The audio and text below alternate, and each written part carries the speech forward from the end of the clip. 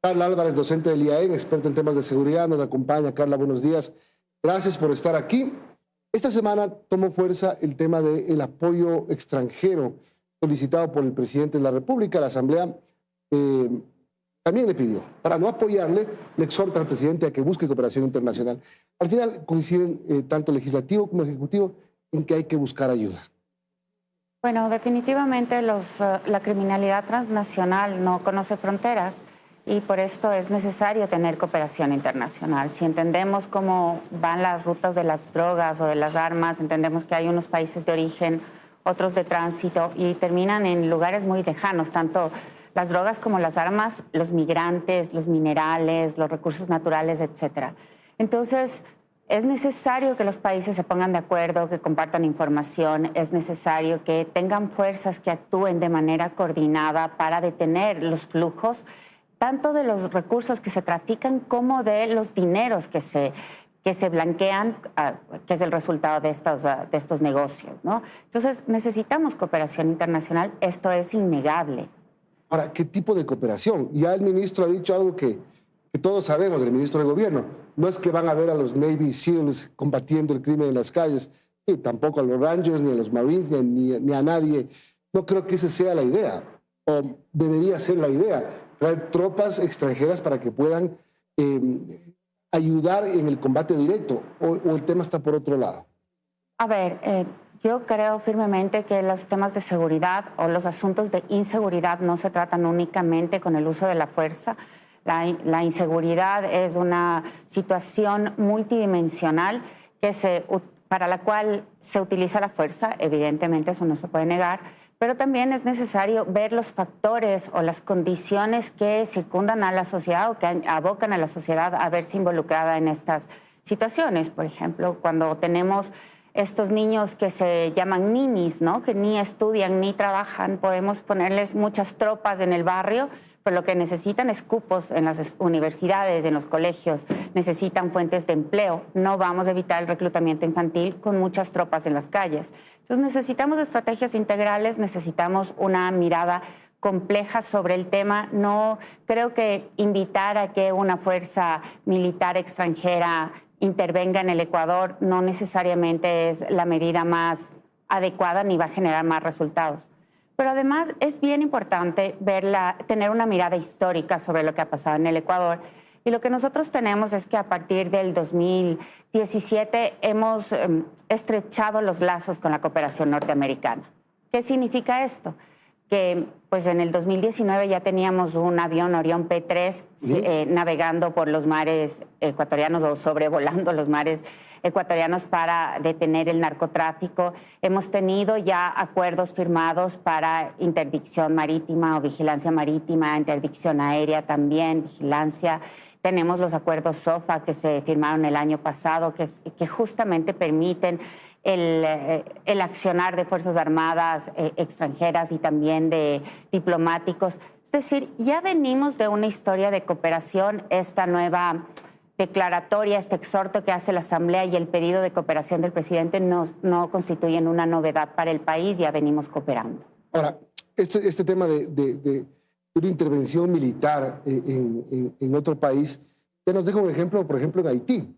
Haití, la famosa MINUSTA, que ha operado durante muchos años, ¿qué ha conseguido al final?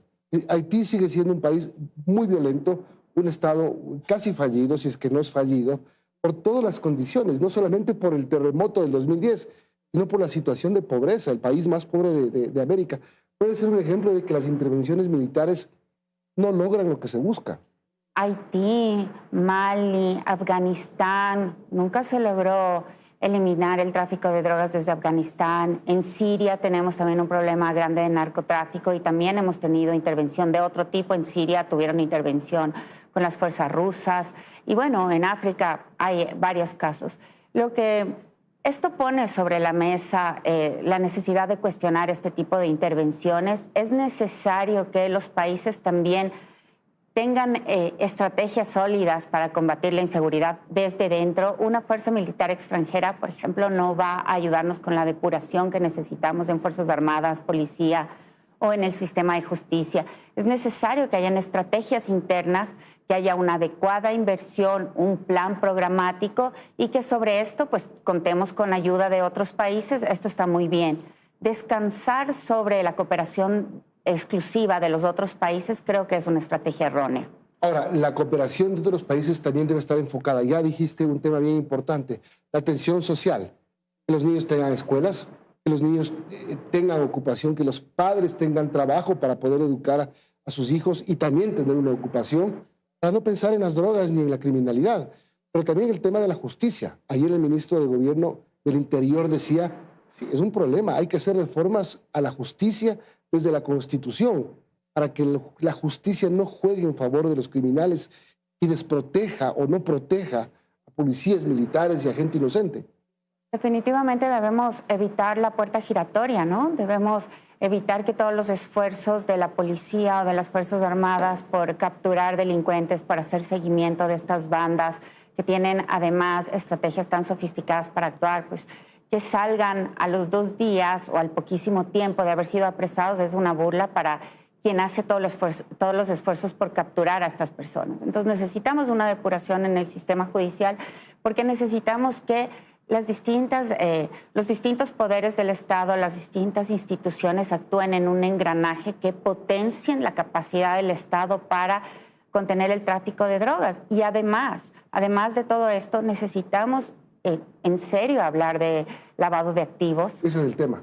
Sí, porque si no cortamos los incentivos económicos de los grupos criminales, los vamos a tener actuando siempre de distintas maneras, con distintas formas. O sea, en resumen, y siendo crudos, si tú matas a militantes o a integrantes de grupos de delincuencia organizada, son reclutados otros. Si tú les quitas la plata, es más difícil que sobrevivan. Totalmente, porque es importante reconocer que la única motivación que tienen los grupos criminales es la motivación económica. Y cuando nosotros quitamos el incentivo económico, pues es posible desincentivar la acción de estos grupos dentro del territorio, junto con otras medidas, claro está. Pero lo que pasa en el Ecuador es que la última medida que hemos tomado es el cortar el flujo de dineros o cortar la posibilidad de que se blanqueen capitales. Pero ¿cómo se hace eso? ¿Cómo se hace eso? Si, permíteme, si el tema de justicia en el Ecuador, no llegamos ni a 100 juicios por la... ¿Qué 100? Ni 50. No 50, no llegamos ni a 30. Hay 24 es el último dato de como 30,000 casos sospechosos de lavado de activos en el Ecuador. Bueno, hay varias alternativas. Una de ellas es tener una organización que funcione en serio. Ahora mismo la OAFE tiene un presupuesto mínimo. El año pasado que hice una pequeña investigación al respecto, sabía que tenían como $1 millón de presupuesto. Si comparas $1 millón con aproximadamente 3.500 millones de dólares que se blanquean en el territorio ecuatoriano, pues te das cuenta que es una hormiga contra un elefante, ¿no? Necesitamos fondear adecuadamente a las instituciones, contar con especialistas, contar con tecnología. Esto significa invertir en las instituciones. Y el discurso del desmantelamiento del Estado, de la obesidad del Estado, pues no vamos a hacer frente adecuadamente porque necesitamos estados fuertes para luchar contra organizaciones criminales fuertes. La UAFE debería tener otra categoría en el país y no ser una oficina, una unidad como su nombre lo dice. Debería ser una institución más fuerte, con más personal, con más tecnología. ¿Autónoma? Sí, y adicionalmente debería tener unas relaciones distintas con las otras instituciones. Debe tener un seguimiento mucho más fuerte con los bancos, con la superintendencia de bancos, con las compañías, sistemas de alerta adecuados. Ahora mismo creo que los sistemas de alerta son casi manuales y esto pues dificulta la situación o dificulta el seguimiento. Necesitamos fortalecer ese lado de la lucha contra el crimen. Ahora mismo que hemos hablado de Italia durante 2 semanas por no solo lo que dijo el embajador, que el 70% de la droga pasa por el Ecuador, más allá del dato, Carla, es el programa de apoyo de Italia, por ejemplo, que es un tema que debería tomarse como ejemplo. Este programa que aporta en fortalecer las capacidades de fiscales, jueces y sobre todo UAFE.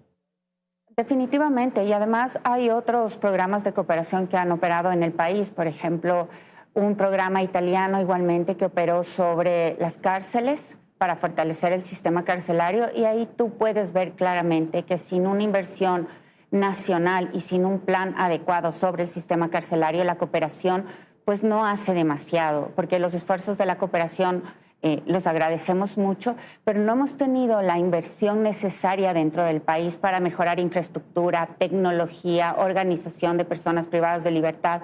En este sentido, si el Ecuador no sabe dónde va, la cooperación no va a indicarle el norte o no le va a hacer llegar a buen puerto. Muchas gracias, Carla, por habernos acompañado. A ustedes. Carla Álvarez, docente del IAE, experta en temas de seguridad.